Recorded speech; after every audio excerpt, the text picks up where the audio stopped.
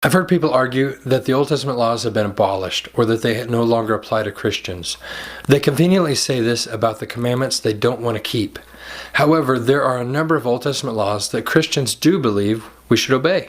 For example, the laws concerning sexual immorality are typically enforced by most Christians.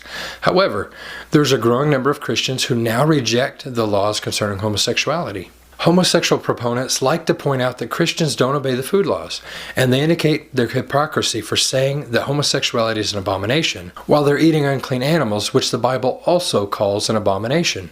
This is a very good point to consider as we look at these things. Can we condone one abomination and forbid another? If the Bible calls eating shrimp an abomination, how can we approve of that behavior while condemning homosexuality? When the Bible says something is an abomination, it's saying that those things are going against the created purpose. Eating unclean things is an abomination because that is not what it was created for.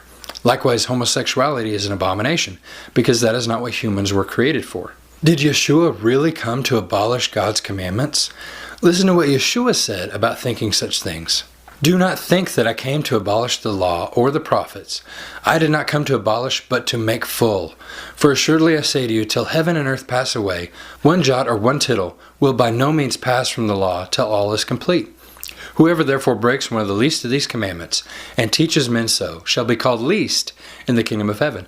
But whoever does and teaches them, he shall be called great in the kingdom of heaven. Yeshua is giving us a very clear declaration that he did not come to abolish the law.